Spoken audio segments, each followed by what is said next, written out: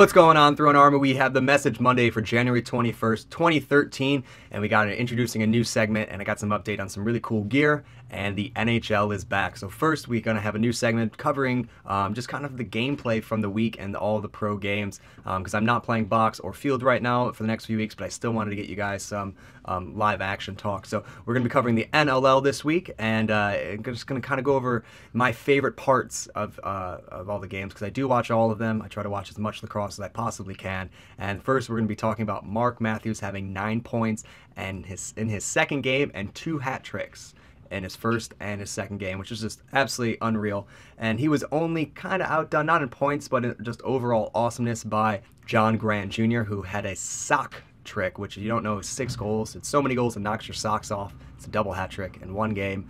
Just unreal. If you ever watch this guy play, or if you haven't yet, you need to. You see him do these little tiny things and just seems to find the ball in the back of the net.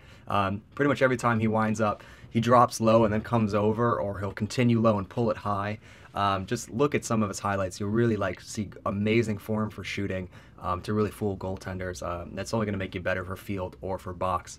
And it was amazing watching this weekend. Mammoth had an unbelievable come from behind win. It was one hell of a game to watch. And now probably my 2 favorite things from the game. I'm always going to pick a few that I think were fun. The first was from actually that same game. I believe it was Stealth versus the Mammoth. Gallant got punched by Henderson, and if you guys haven't seen this, I'll throw it up here, but also there'll be a link in the description of the timestamp so you can watch the commentary. But the rookie Henderson literally just sucker punched Gallant in the chin and literally knocked him out. Like, his legs went crazy. It was some UFC stuff, and they gave you a bad angle and then they gave you a good angle, and you just see him come by after he passes them and just punch him right in the chin. And when he got up, it was pretty scary. He was kind of rough getting up, and another person had to come and help him, but pretty crazy. Shows you how intense box can get, especially when trying to make a name for yourself as a rookie. And then the second one was the Bandits versus the Swarm. I didn't get the player's name, but he was literally checked through the door on the bench. It was a Bandits player got checked into the Swarm's bench. Again, I'll have a link and timestamp below, but it's always funny. I've seen it happen once or twice in hockey, and it's always kind of like it kind of breaks the plane. It's like almost like a TV show where they break the fourth wall, and you're just kind of like, oh, what just happened? And the guy just get up and he's all confused, and it's always just funny. He seemed to be okay, didn't seem to get hurt, but sometimes it can be really bad, especially on the doors because they're a sharp angle. But so that was a quick little segment just covering all the NLL games from this weekend. They were amazing, and again, you can always watch those on TLN.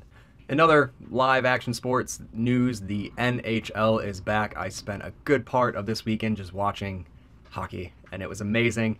I almost was kind of like, whatever, it's hockey. I have box games to watch, and then I watched one, and I was like, oh, this is why I love this so much. Just awesome. You don't really realize how good the quality is of NHL broadcasts until you watch them again.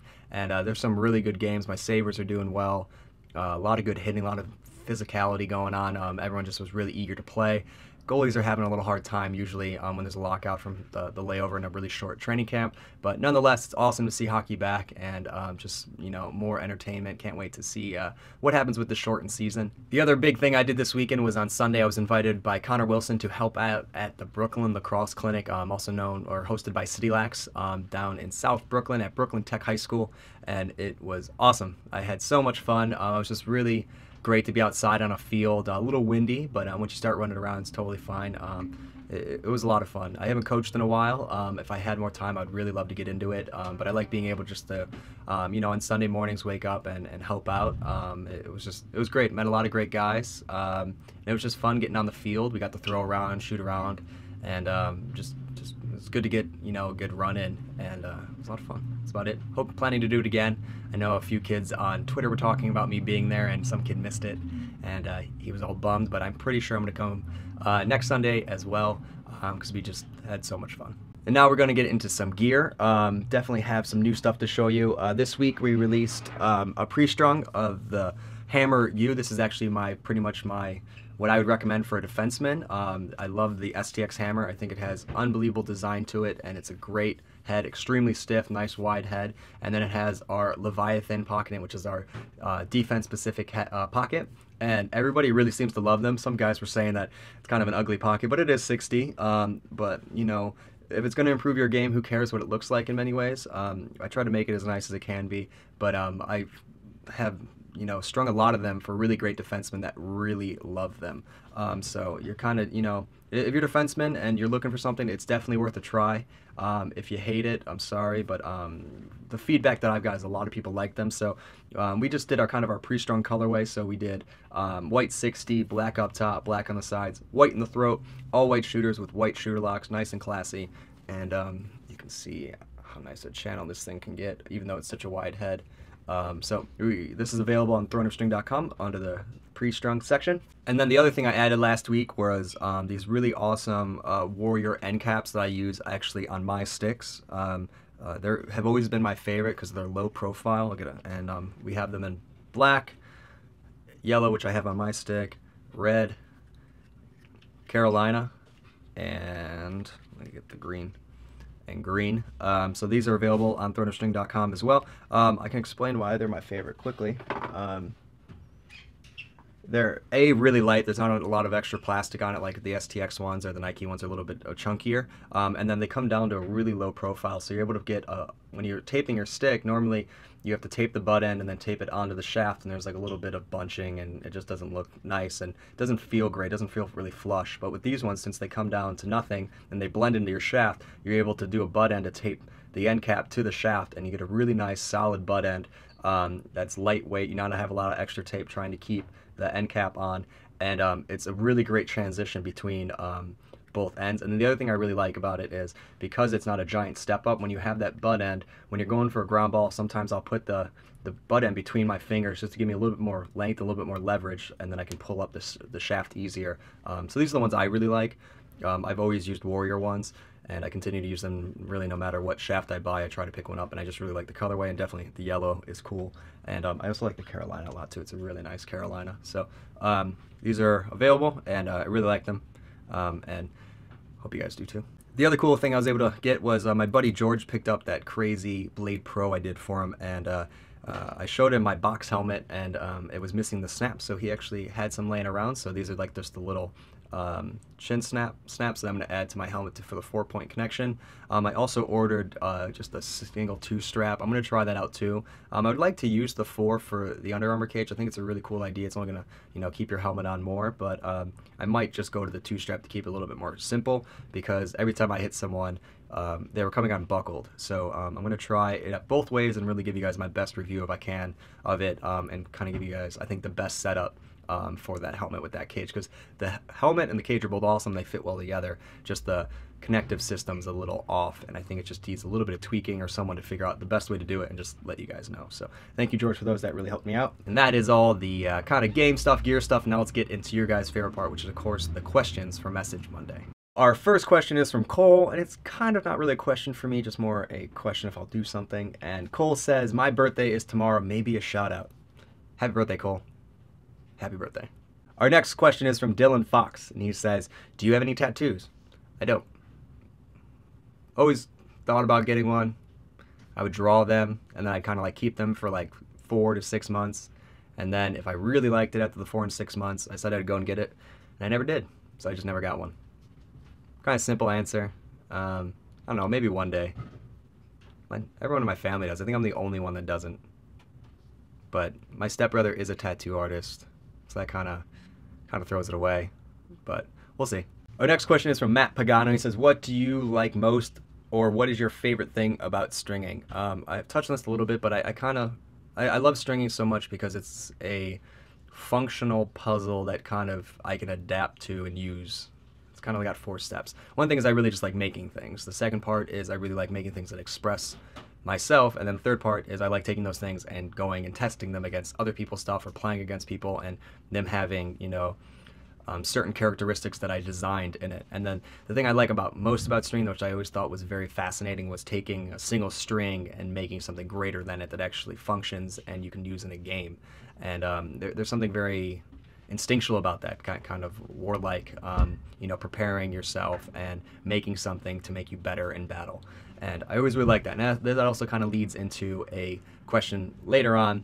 But yeah, it's like a puzzle to me that I can then use. I don't just like make a puzzle and hang it up and like, oh, I got that round done. It's something that you can it has a basis, it has a history, but then you're able to really kind of mod it, add your own touch to it, and then make something greater that you enjoy being around. And that process is very rewarding to me, and I really enjoy that. Our next question is from Armand. I'm not going to try and pronounce your last name. He says, what was your first lac stick? I had a few kind of like throw around sticks that didn't really matter, that didn't really have a brand name to them when I was a kid. And then my first real stick I ordered in the car on the way home from a hockey tournament when I was getting ready for the season. And we kind of played a season beforehand, but it was just kind of like scrimmaging. And I think I was in 4th grade or 5th grade. And then for Christmas, I was finally allowed to get whatever stick I wanted, and it was the only thing I was getting. And I had the catalog in front of me in the car, coming home from hockey, and I was getting ready for the season, and I called Lacrosse Unlimited, and I got to pick anything I wanted out of the whole book, and this is what I got. And I still have it, and I cherish the crap out of the stick. I've been offered insane amount of money for it because it's an extremely sought-after head, and it is a Warrior Accelerator. A lot of you guys probably have never seen one before. It's one of the OG heads from back in Nam, as we say, and it has an Irish themed dye on it. I actually changed out the colors though. Instead of orange, I did yellow for some reason. I can't remember back then, but yeah, this was the head I got, and it actually came with, I think, yellow mesh with white string and green shooters. I think I did it, and then I found out really quickly that I hated Lacrosse Unlimited's pocket they put in it, so I ripped it out. And this is kind of the first head that I strung seriously, where I actually strung things 4 games in it, where I was really trying to experiment a lot of stuff. And then I got what did I get next? I think I got Brine Vapor was my next head, and then this kind of became my backup.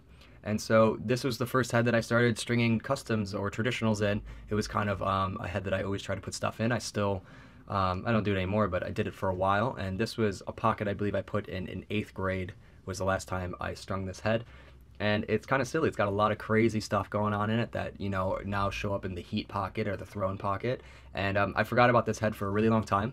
And randomly, I was telling my mom when she was moving, she was like, oh, I found some Lacrosse sticks. And I was like, oh, well, just send them to me, I guess. I was trying to see if there was anything good in there. And this showed up, and I was shocked and kind of really happy that to have it back, and really analyze the pocket that was in it and try to figure out what the hell I was trying to do back then. But it's definitely cool. And the funny thing is it has a hockey lace, like an actual hockey lace, and then it has a nylon and then another hockey lace. So I don't know what I was doing or experimenting with back then. It's got somewhat of a pocket in it. But yeah, this was my first real stick, and this is actually on a Brine F15, like an OG one. Like that's the only logo it has right there, the old logo. I'm pretty sure this is what came on my Vapor, and then I upgraded to I think I got a Crypto. Yeah, I got a Crypto, and then I threw this on here, and then I had the Crypto on that, and then I got my Blade, and I did Blades for forever, and then I had a few Evos in there, but mostly just Blades. And you can see this thing is torqued. It's got dents everywhere in it. There, you can see a few. So this thing's got a lot of use. And my dad actually used this shaft for a while too. And that's why I think it was actually an F10. You can actually see it ghosted in right here, F10. And that's why a lot of the graphics are worn off, because he used to ride his Harley to our practices, and he would stick this in the back, kind of like Schwarzenegger with the gun in Terminator 2. And so I think all the graphics got worn off from getting rubbed against the bike. But yeah, this is my first stick, and a really, really old shaft that has a lot of meaning to me. And yep, so that was my first stick. That was a really cool question. Next question is from Colin Hotch. He says, are you going to be adding box string to the website? Yes. Working on it right now. Got the head right there. Working on it. I don't know when it's going to go up because I have like 2 other heads that I need to release first, but I'm trying really hard. I've kind of got a new system working out where I'm doing multiple videos and trying to edit them all at once, while so giving me more time to edit images and products and post them. We'll see how it goes, but I'm planning to do at least 1 box pocket right now, and I have 1 or 2 other ones in upstairs, trying to really resolve them once I have the time. So definitely excited to start offering those. And my favorite question in this entire thing is from my buddy Caesar, who I play on Lax All-Stars team with, and this was the question I was alluding to earlier, and he says, where did the name Throwing a String come from? It's a dope name. So glad you enjoy the name first off. And I was trying to think of a name, because someone told me like, hey, your videos are awesome, but your name is totally confusing, and it was just like my email, and it was just like random. I was like, all right, I'll try and come up with a name if you guys want to call me something. So I kept thinking about it. I was trying to think about, you know, what I think of stringing is, and what I like about it. And someone said to me, "Man, you're the king of string," and I was like, "King of string? That's kind of cool, but kind of cheesy at the same time." And so I really liked that idea, and I thought that was a cool way to go about it. So I kept thinking about it. I kept thinking about regal ideas, stuff like that. And I thought it would be really cool to make Throne. That was a name that I always used for gaming. A lot of times I always liked that name. And I was trying to think of a way to pull that into it. And I was thinking a throne of string would be really cool because we take this singular string and we make something, epic. We make something that we can use in battle. We make, things that people don't even want to play with. They just want to put it on the wall as a piece of art, but then also it's completely functional. It's not meant to be hung up on the wall, but you could take it down and go play with it anywhere. And I really liked that idea. I liked the idea of taking something so meaningless and making something really empowering for players. And so I thought Throne of String was a really cool name. And I called up my cousin who plays in Florida and is an awesome guy, and I was telling him about the name and trying to think about it, and he was like, "That's a sweet name, just do it." So then I just went for it. There were some other ones that I was thinking about, but I can't remember what they are at this time. Like one day I'm gonna find like that piece of paper like in a sketchbook somewhere and be like, "Oh yeah, I remember this. I remember this day where I was sketching that." But yeah, that's kind of the idea. I wanted to show, because when you when I spend a lot of money on string, I feel kind of weird because I'm like, I just bought a bunch of string, and string's such a stupid word, I feel like sometimes. I think it's because I say it a lot, it feels weird, at times when you just say a word over and over and over again, you're like, where did this word even come from? But I wanted to take that where it's kind of like, it's like string, but make it something as epic as I feel when I look at, really custom pockets or a really well done pocket where you're like, you can just it's raining and it's like under the lights and you're just like following through with the shot, and it's just like slow motion Paul Rabel status where the head's like flexing and the ball gets released and you see the mesh snap. I wanted something that when you say the name, that's what you think of, and you just think of that power and this little piece of string. So that was the idea. So that was an awesome question. I touched on a little bit on a TLN chat, but if you guys missed it, it's a good thing to know. It really explains how I view my work and my kind of main idea of what custom stringing is. Our next question is from Jack O'Connor, and he says, "Who taught you to string?" The internet. I first saw my dad's traditional stick in my garage, and that intrigued me. And so I started looking online, like at AOL 4.0 or something like that. And I came across the mecca of lacrosse stringing back in the day, which was called Lacrosse. It actually still is up, but they last update's 2008.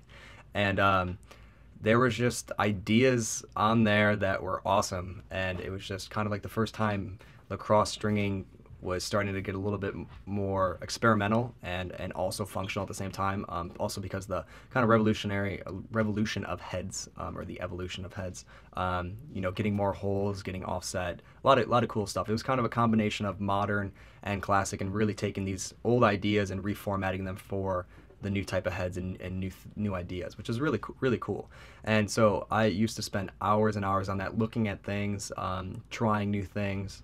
It was awesome. And when I was at the LaxCon, I actually talked to the guys from Gymalax about this, and I said, I remember being in 7th grade and getting a box from Gymalax, and it was one of the greatest things ever. And sitting in my basement and just staring at the screen, and I had their it was a really old crappy head, but it was the only head I laying around that I could just experiment on.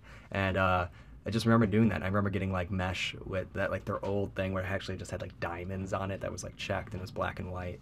And I was just talking about that, and it was really cool. And they're like, "We think we have some of that laying around." I'm like, "You need to send me one of those labels. I'll put it in the background." Because I remember the day that I got that, the first time I got a package from them, and I had a bunch of pieces of mesh, and it was just awesome. And then I started stringing my own heads.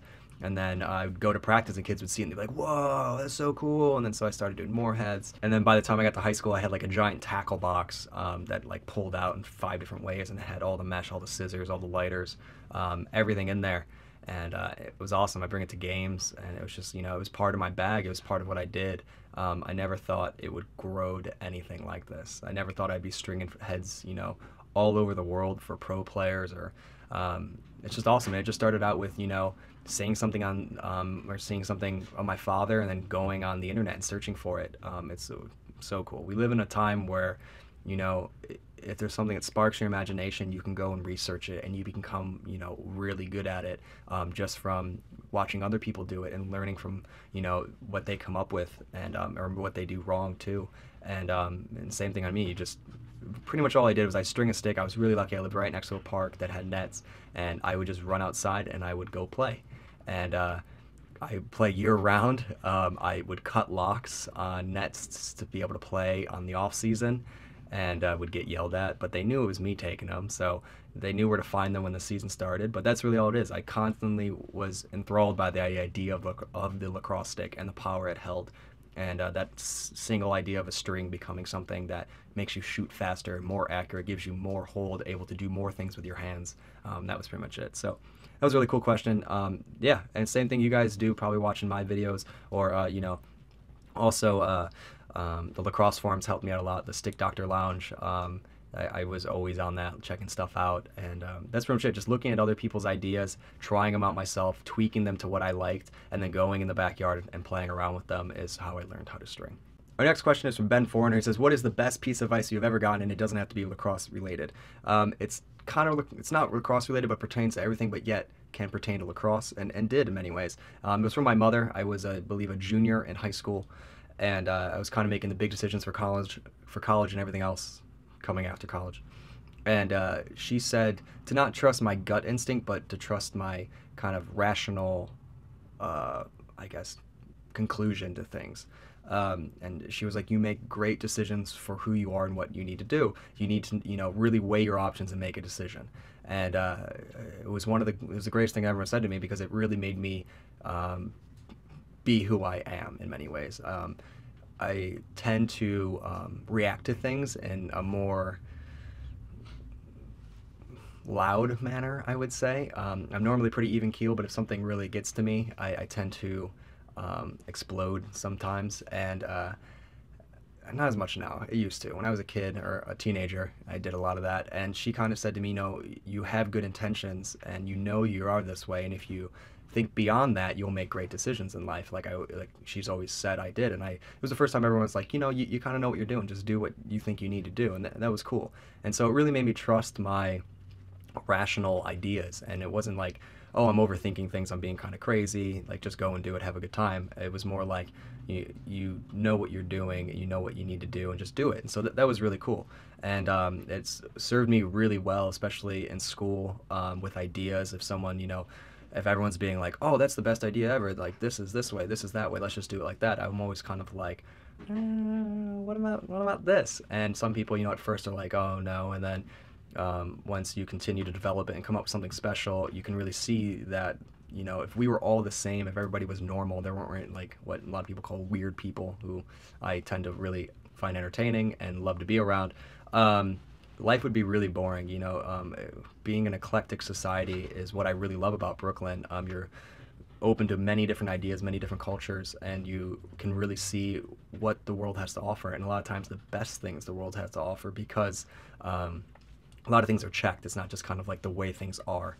And that's why I love Brooklyn, and I loved being here for as long as I have been, because you get to see a lot of that. So yeah, so that's probably the best piece of advice I ever had was, you know, don't be a hothead. Really think about what you're able to do and go and do it. And I've kind of applied that to everything since. I'll think of an idea, I'll really weigh the pros and cons of it, or really what needs to be done to make it happen successfully. And then if it's something I know I can do, I don't want to say like I shouldn't dream, but I put something in like goals that are reachable, because I try to work really hard to make them, but then I go a little bit further, I'm like, well, then that, and then I can reach to that, and if I don't make that, it's okay, but as long as I'm reaching for that, I'm going to do better than if I set myself short.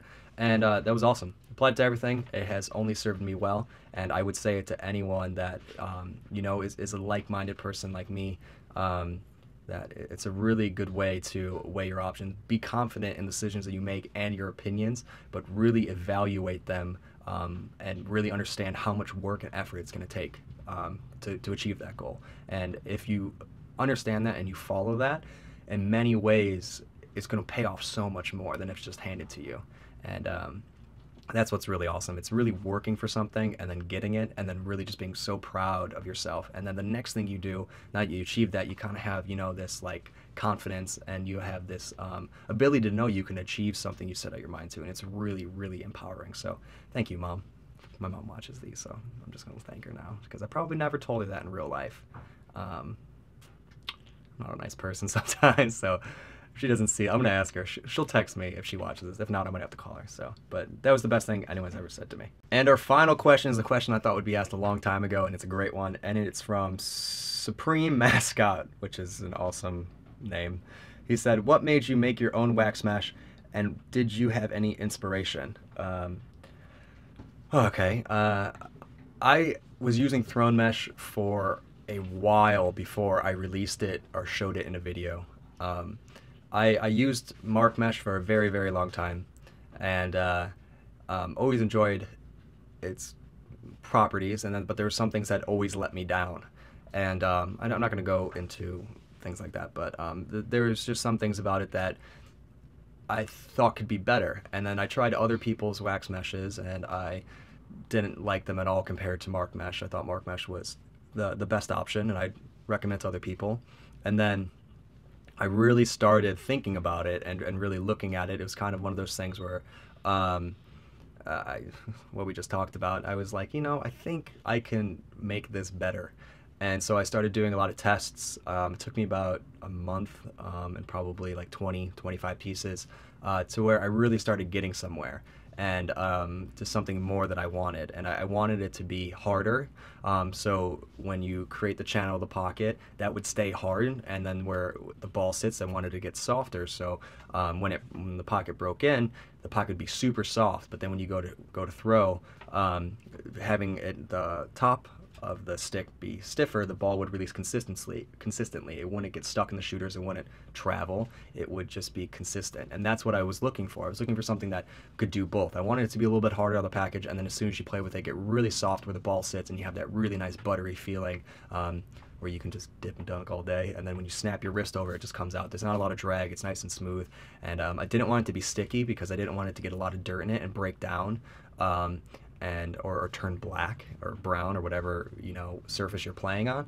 And those are my key things. And I never set out to make Throne Mesh a giant thing. I never set out to sell the D1 schools. That was never my objective. And it was weird that we were just talking about setting goals, and I just was making something for myself. I wanted to see if I could make something that made my stick better for me and make a mesh that was better for myself. And I wanted something that gave me that feeling that I was lacking from traditional, and I was lacking from other premium meshes out there.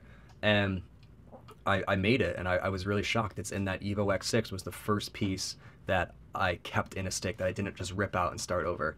And that's why I will always keep that stick. That stick will never get strong ever. And it actually wasn't me that released Throne Mesh. I made the video releasing the introduction of Throne Mesh video, and I sat on it probably for 2 weeks. I wasn't sure if I should release it. I was kind of like, are people just gonna think it's silly? You know, they're not gonna really get it. And then people started playing with it at games and with my stick at games and just like pickup, and loved it. Everybody wanted a piece. And so I was telling my close friend about it, and she was like, just do it. Like, you know, your whole life, you know, you've made stuff that's a little bit contrary to what other people are doing, and people seem to really react to it. So I was like, all right. And she was the actual one that hit public to make that video public. I wouldn't do it, and I was showing her the video, and she's like, just give me the mouse. And she made it public.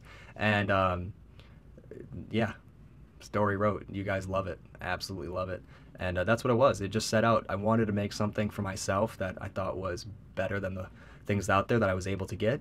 And I was never going to release it. People really loved it. And she forced me to release the video. And that's it. It was awesome. Forever changed my life, the hitting of that mouse button. So that was what it was. I mean, I was inspired by other things I saw that had good qualities I liked, but there was nothing that really put it all together. So that was Message Monday. A lot of really good questions in there. I hope maybe some of the newcomers to my channel will really appreciate some of the history of Throne of String. As always, if you guys enjoyed the video, please throw it a like and give it a share. And if you haven't yet, please subscribe to my channel. We got some really cool stuff. We're filming something really special tomorrow. It probably won't be up for about another week though, but hopefully next Message Monday I will be making an announcement video about it. That is everything, guys. I hope you enjoyed it, and I'll talk to you guys soon.